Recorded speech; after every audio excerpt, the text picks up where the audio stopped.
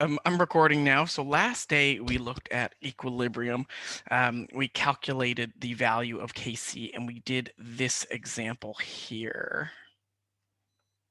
This one here. So we kind of ran out of time, but I asked you guys to give this a try over the night or while you were waiting for me today. Pretty straightforward. Now, if you're using the PowerPoint or looking at the PowerPoint along with me, the answers are already here. But I'd like to show you how we get this answer.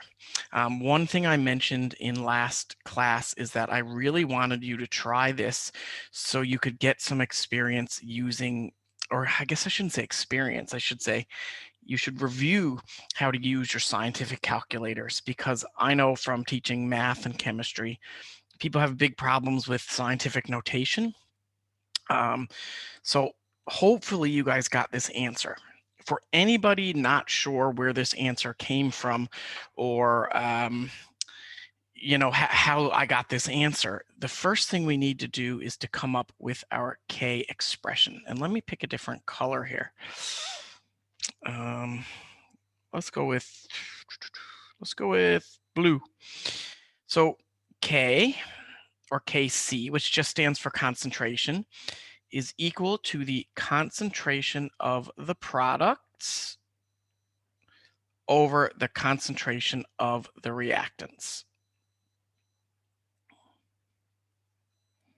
Okay, you'll notice that the exponents of this equation match the coefficients in the equation. So if you're wondering why there's a 2 there, that they come from the balanced chemical equation. Okay, no problem, guys. You don't have to let me know if you're late. That's fine, no problem.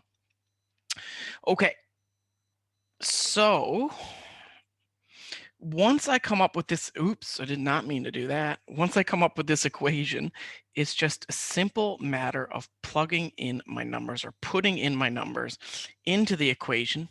So these numbers here go into my equation and I get the answer. Okay, and the same thing for the bottom one.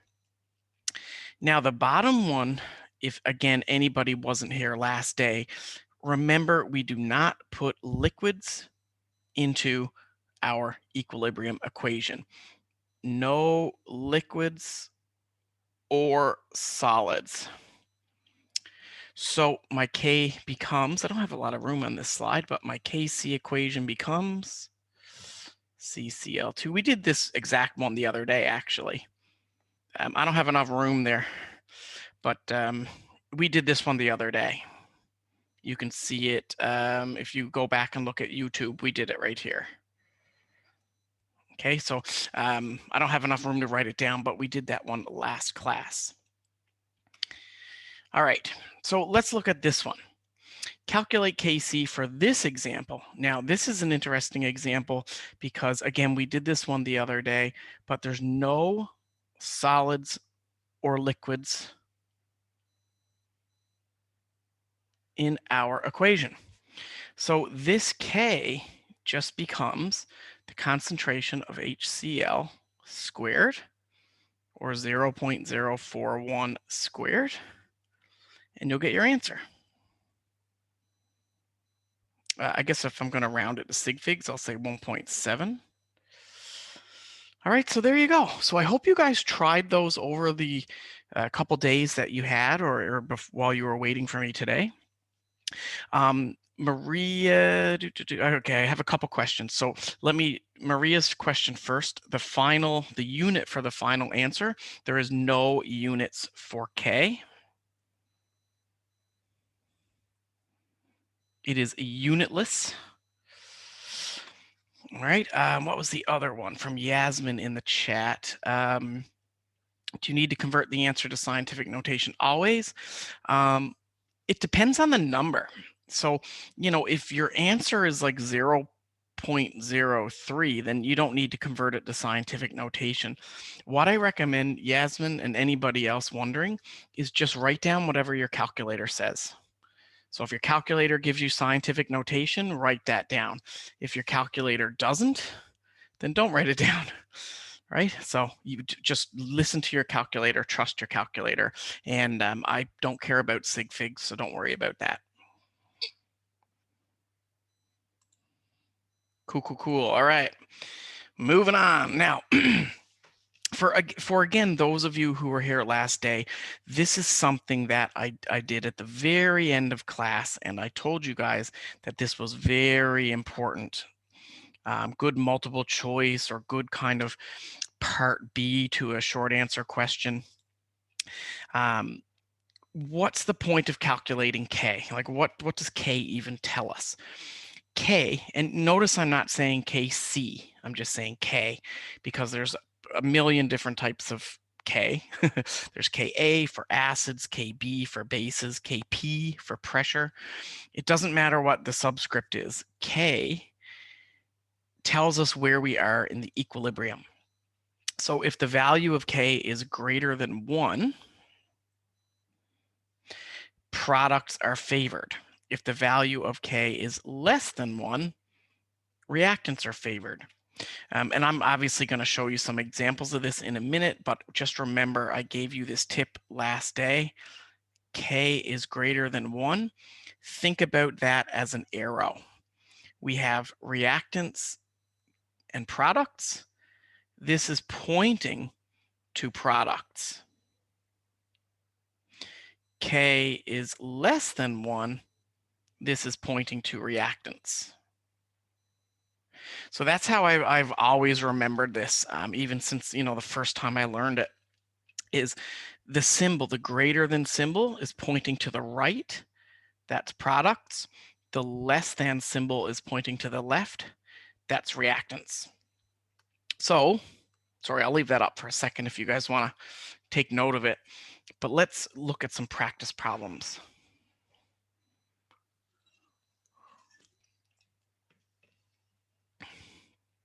All right, concept check. Now there's the answer, but ignore the answer.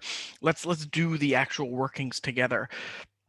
It says for each of the previous examples, are the reactants or products favored? Okay, so let's go back and let's look at my answers here. Okay, so I'm going to clear my screen. Clear, erase all link. What I mean by that question is in question A, B, and C. Are the reactants or products favored? So let's look at A. And I'll pick a different color here. Let's go green this time. This number, I will ask you guys in the chat, is the number, this number I'm highlighting in green, is this number bigger than 1 or smaller than 1? So is it greater than or less than 1? Big, big, bigger, greater. Yeah, I'm getting lots of answers there. Yes.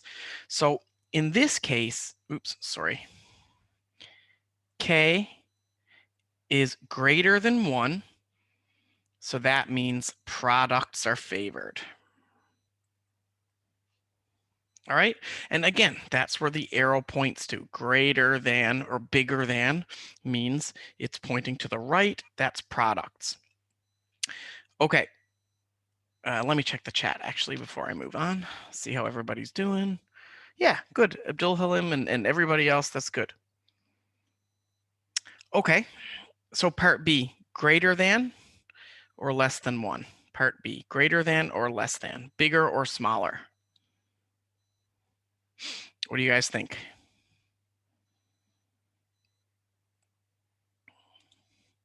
Yep, small, small, small, less than, perfect.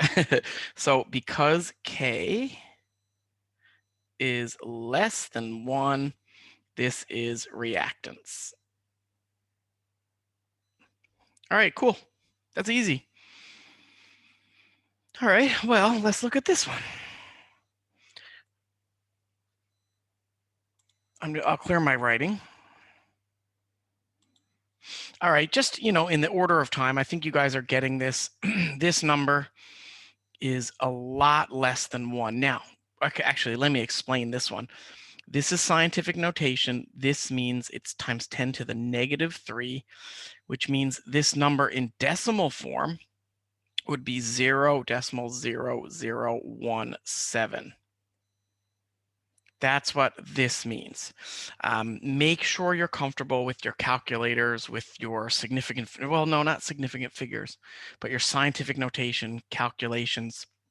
Make sure you're comfortable with that. So in this case, K is less than 1.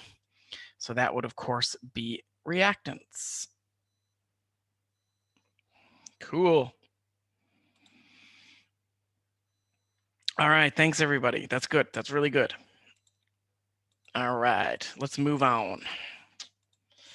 So we have one part left of this section, and then I'm going to move into the next section, and I don't know if I'll finish it, but we'll get very, very close to finishing chapter 3 today.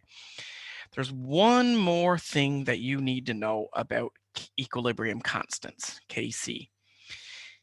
And this is a good, kind of multiple choice question, meaning it's just one quick step. And the question is, what if you wanted to find the equilibrium constant for the reverse reaction? Meaning we're going backwards instead of forwards. You can kind of ignore this here. To calculate the negative of Kc?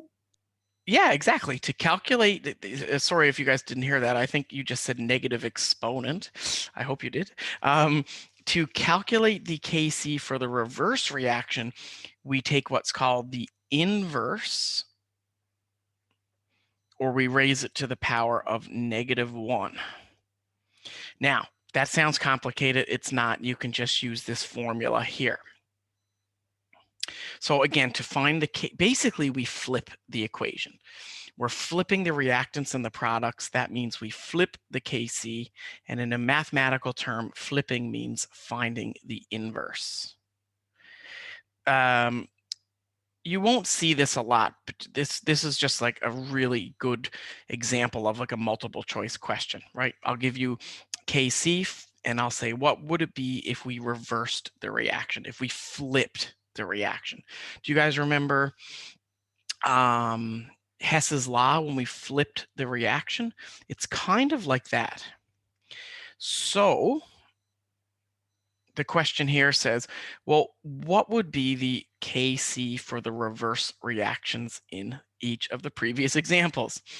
Now the answers are here, but so you can see the answers, and actually I'm going to write them down just so I don't have to take out my calculator. And I'll show you where these numbers come from.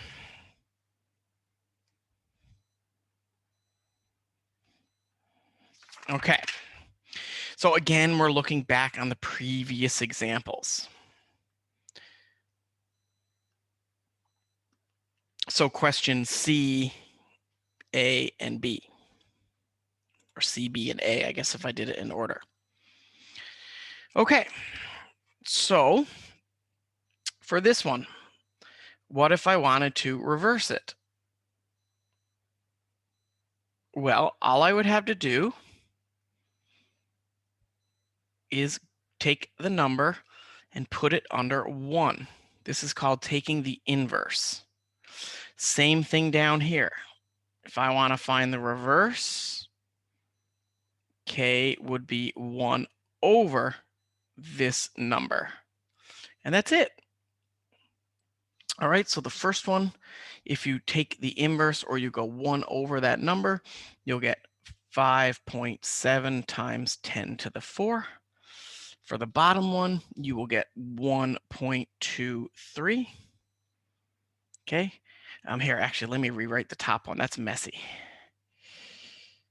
You would get 5.7 times 10 to the -4. There we go. Oops. All right, let me check the chat. No, that's a really good question. So Abdul Halim asks, will that change where the equilibrium is leaning towards? No.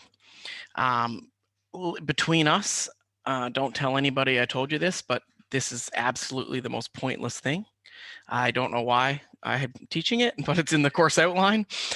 So I'm telling you right now, this is a multiple choice question and you'll never see it again in your life.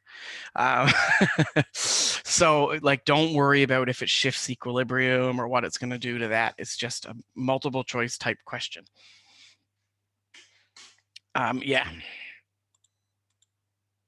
Perfect. Sometimes there's a lot in this course that's really good, and there's a couple of things that, like, I don't know why we have to put it in there, but the course outline says we have to. So we have to follow the rules sometimes, unfortunately. The good news is, though, this is a pretty easy multiple choice type question, because really all you have to do is take the number and divide it, or take 1 and divide it by that number. You're literally flipping this. So then when we do this one, so 1 over 1.7 times 10 to the negative 3, you get 5.9 times 10 to the 2. All right, there you go. Not too bad, not too hard. You know, pretty straightforward. The only issue you would see with this question is, get my phone, is messing up your scientific notation. If you mess up your scientific notation on your calculator, you might get this wrong. Thanks. Cool. Okay. Does anybody have any questions? There's basically 2 things we've learned today so far. If k is bigger than 1, here, actually, let me make a little screen for you. If k is bigger than 1, it favors the products. If k is less than 1, it favors the reactants. And to find the k reverse, you flip the equation, or basically you go 1 over kc. That's your summary of today. So any summary of today so far? We're going to do a little bit more. So any questions?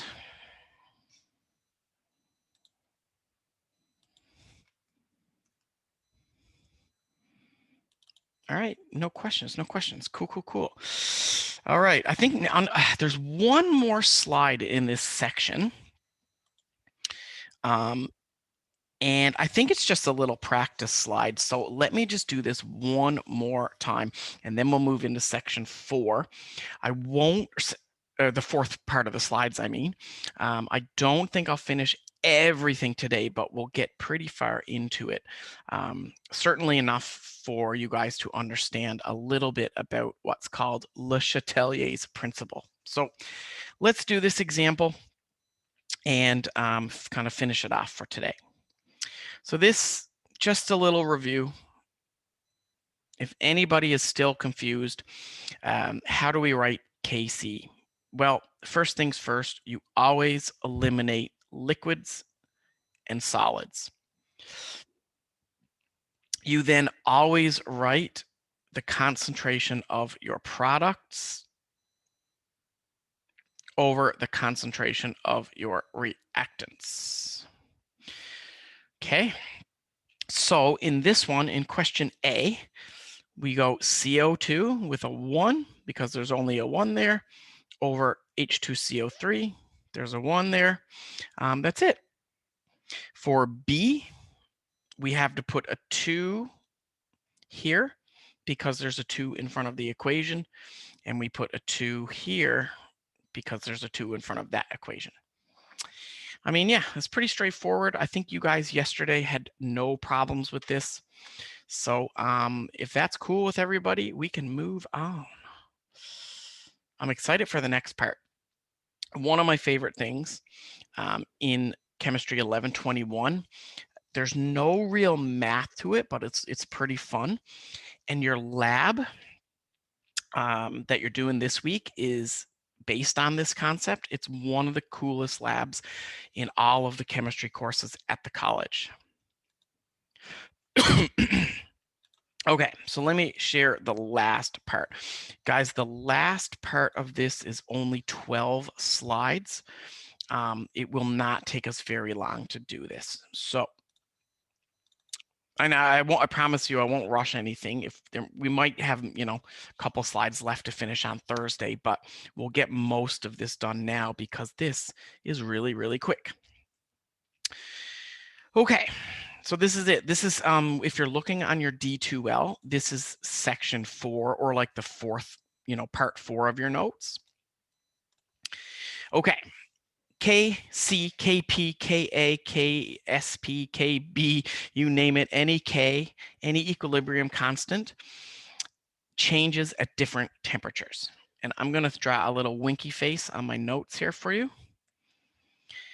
because that's a really, really, really important concept. Oh, sorry, my notes are doing that thing again where I can't draw on them. Just give me 1 second. I think this happens like every day. Close.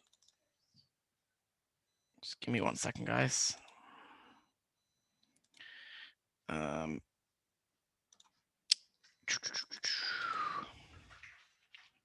on. Be right with you. Okay. Let's try drawing on it now. See if I can get my winky face in there. Yes. Okay, cool. So there's my winky face, because this is like such a common question that you see in, like, I saw it in my university when I taught high school. I always saw this question. My years at the college, it's always a question. There's only one way to, yep, yes? Sir, we can't see the screen. Okay, thanks. So there's only one way to change the value of K for an equation, okay? It's based on temperatures. So, and like you'll notice I said Ka, Kb, like there's a million Ks out there depending on what equation you're dealing with. So any K, any equilibrium constant, the only way to change it is to change the temperature. Okay, so that's a wink wink thing. The only way to change the value of K is to change the temperature. The reason that happens is because of the way the temperature changes shift equilibrium, and that's what we're going to deal with today. You don't need to worry about this on the bottom. That's just an example. I got these values from a textbook. So, at 20 degrees, the value of K for the above equation is 0.1. But at 40 degrees, the value of K for the above equation is decimal 0.002. So temperature is the only way to change K. And that's kind of an important topic, because when you think about chemistry, you should be thinking about, some ways that you can change, speed up, slow down chemical reactions. So speeding up, slowing down chemical reactions, you can typically do that with temperature, and that's because it can shift the equilibrium. So we're going to talk about this shifting of equilibrium today. If any of you did your lab this week, I think maybe a couple of you have already. You looked at this today. Some of you have your lab on Thursday. You would look at this concept called Lush Atelier's principle. So Le Chatelier's principle sounds like a French guy. I'm sure it's a French guy. It's named after a chemist / physicist. And the idea is, when you change, and when you make a change, I guess, to an equilibrium, the reaction will shift to reduce the change. So it's kind of like this balancing act where a chemical reaction is at equilibrium. And if you mess with that equilibrium, the reaction fights back. It wants to minimize the change. Now, when I say messing with equilibrium, there's really 3 ways we can mess with it. We can change the concentration, we can change the temperature, and if it's a gas, we can change the pressure. Now, for you guys in the lab this week, we obviously don't deal with pressure. We're not changing pressure, or we're not dealing with gases in the lab. It's way too hard to work with. So Le Chatelier's principle again says that when a change is made to a stable chemical system at equilibrium, the equilibrium actually fights back and tries to reduce the change. And sorry, I missed your their chat was going a bit crazy. I missed your comment, Abdul Rahman, but Abdullah filled you in. So thank you, Abdullah, as well. So there's a really silly image at the bottom of this slide, but you can think about Le Chatelier's principle and like your own body temperature. Think about in the middle of the summer, you know, June or July, and you're outside in the Middle East in Qatar. Think about how your body reacts. So it's 50 degrees Celsius out. So all of this heat is getting put into your body from the environment. Your body fights back. Your body doesn't try to get warmer. What your body does is it tries to cool itself off. So your body has a temperature equilibrium. You know, it's like when you get a fever, that's why you get sick. You're out of equilibrium. So when you step outside in the summer and it's 50 degrees Celsius, immediately you start sweating, as you can see this guy over here. And that's your body fighting to maintain equilibrium. If the opposite now, I don't know if you guys experience this too much, but I guess it gets pretty cold here in the nights.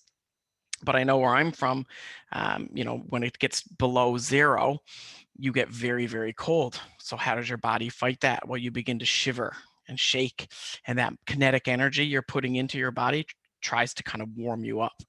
So you can think about the temperature of your body in Le Chatelier's principle. If you get too hot, your body tries to cool you down. If you get too cold, your body tries to warm you up. So let's bring it into a chemical situation. What would happen in this reaction if temperature is increased? Now, I know the answer's on the bottom, but let me kind of pretend it's not there and work our way through it. So first things first, this is review from chemistry 11. No, okay, yeah, this course. This is a review from chapter 2. Thermochemistry. This is an exothermic reaction. Not that that really matters, but it's exothermic.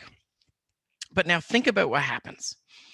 I'm going to increase the temperature of this chemical, which means I'm going to add energy over here. Well, there's only one way to fix that problem. The reaction is going to shift left to try and reduce the extra energy. And again, you can think about that like your body. When you get too warm, your body tries to get rid of the extra heat by sweating. That's what's happening here. I'm adding heat. I want to reduce that change so the reaction will start to shift left, which you can see here. Okay, well, let's think about it in another way. What about if the temperature decreases? Well, that means I'm losing energy. I'm losing a product. The only way to fix that would be to make more product. And we're going to do some practice on this in a minute. So if you're confused, don't worry. It's actually pretty simple. So again, what happens if the temperature decreases? You're removing a product. It will shift right to fix that deficit, to get us more product. Again, if this doesn't make sense, we are going to practice it. So I'm going to do concentration, and then we're going to look at it together, and then I'll check the time. We might not get into gases today, but that's fine. You're not going to use gases in your lab anyways. Okay, so what about if I'm not changing temperature, but I'm going to change concentration? What will happen in this example if SO2 increases? Well, think about it. I have too much reactant. So how do you fix that?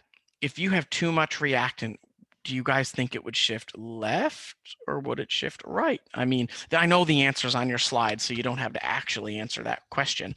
But if there's too much reaction, there's only one way to fix it.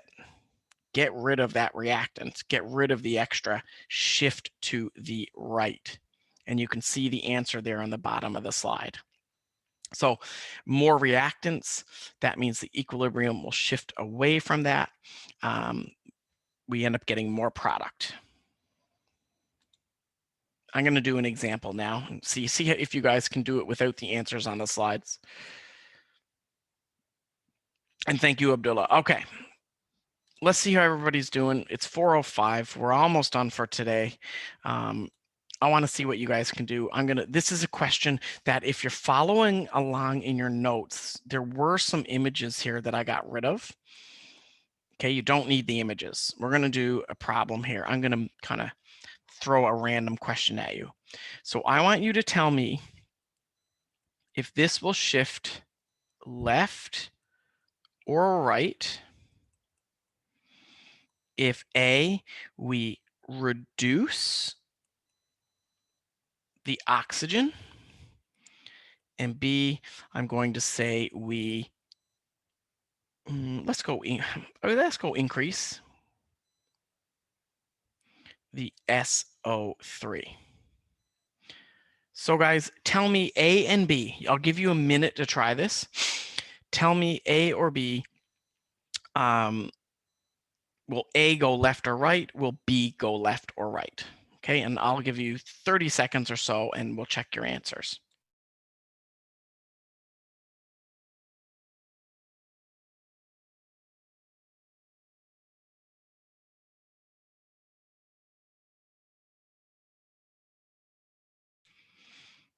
Cool, most people got A. A couple people answered both of them at the same time, which was very clever.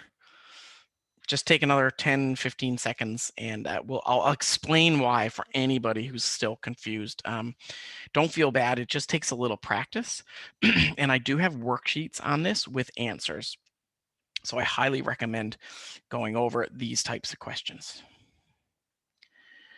All right, so let's check the answers. I don't think any one of you, I got about 30 answers here for A and B together. I don't think anybody got this wrong.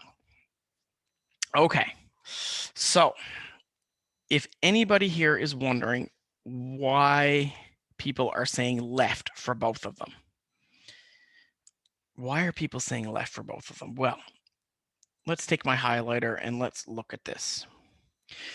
In A, I'm saying which direction will this shift? Oh, my pen doesn't want to work. Whoa, okay, let me try another pen. I was trying to be fancy with the highlighter. Okay. So which way will this shift if we reduce the oxygen? Now think about it. This chemical equation was perfectly happy. It was all balanced, everything was good, but then somehow we lost oxygen. It could have been a leak, could have been a side reaction, but we lost oxygen. You have a 50-50 chance of getting this question right. You could say left or you could say right. So let's think about the wrong answer first. If any of you felt that it would shift right, that doesn't make any sense chemically. If we're losing oxygen, shifting right would not fix that change or fix that problem because we would be losing even more. The only way to fix that would be to shift left so we get more oxygen returned. Again, it's so simple, it can be confusing sometimes. The whole goal is to try and fix the change. So if we lose oxygen, how do we get it back? And the same thing goes for question B. What if we, and I'll pick a different color for this, what if we increase SO3? Well, that means we have too much. Too much SO3, there's only one way to fix it. Get rid of the extra. All right, cool. Now I'm going to do one more and halas because I'm going to give you guys a question to do, and that's it. I didn't get into pressure today, but that won't really affect anybody. We'll finish this and start chapter 4 on Thursday. So for the finale of today's class, I would love for you guys to try this question. Now, there are answers here. I'm going to hide them. I want you guys to try this, and I'm going to, again, draw a big winky face here because you might see this on a test, maybe, or a final, or a lab. You might see this type of question. So I want you to look at what happens if it's heated, if it's cooled, if you increase concentration of H2, or you remove the concentration or amount of pH3. And I will be back in 2 minutes, and we will look at the answers, and then we are done.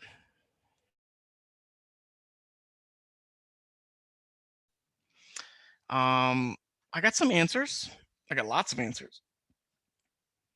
Let's check it out. Now, I literally have like 30 different answers here. So I don't have time to check everybody's, but you guys can self-check because I'm going to explain them, go through them now for anybody who doesn't understand.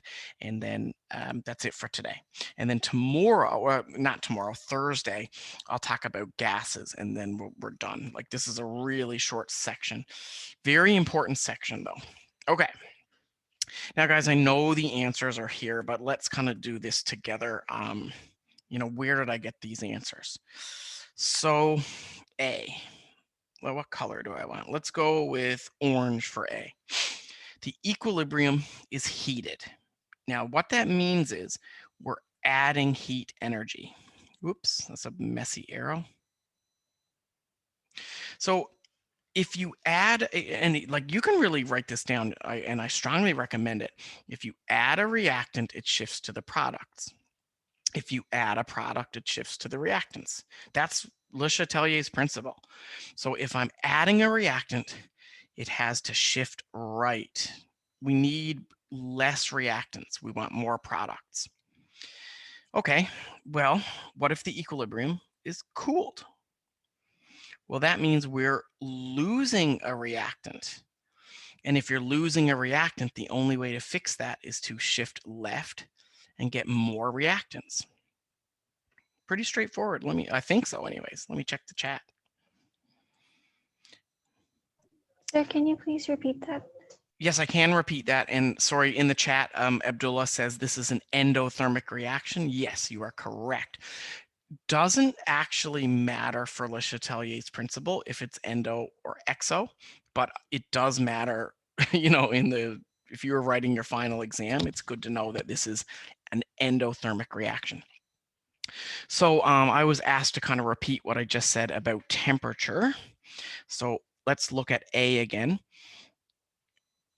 In A, I'm like, okay, first of all, split the reaction in half. Your reactants are on your left, your products are on your right. Okay, so like really make sure your reaction is split in half. In A, I'm increasing a reactant. I have extra reactant. The only way to reduce that, remember, the whole point of Le Chatelier's principle is to fight the change. If you add extra heat, the equation tries to remove it. The only way to remove the heat is to shift away from that, so it shifts towards the products. Now, what if this system is cooled, like in question B? Well, we're losing heat, and the equilibrium doesn't like that. The only way to fix that is for the reaction to shift left, so we get some heat back. Okay, does that make sense? Yes, sir. Thank you. No problem. Okay, I'm almost done, everybody. Question C, the concentration of H2 increases. Well, look at this. Look at the arrow, look at the orange arrow and the green arrow. They're both reactants. If you increase a reactant, it has to shift towards the products. We're trying to get rid of it. And then finally, question D. I'm running out of colors. Let's go purple again. Nope. Yeah, let's go purple. I'm reducing pH3. I'm removing a chemical. That's very hard to do, by the way, but it can happen. So I'm removing pH3. the equilibrium is upset. The equilibrium is saying, hey, you're taking pH 3 away from me. I want more. I need more. The only way to make more is for it to shift towards the products to get more. All right, whew, the end for today. That was a long one, guys. I apologize. Whoops. But that's it.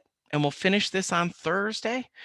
We will actually start Unit 4 on Thursday because we only have a couple of slides. I think we have like 5 slides left or something. So that's it, everybody. If you have any questions, let me know. Other than that, have a good evening, and I'll see you on Thursday.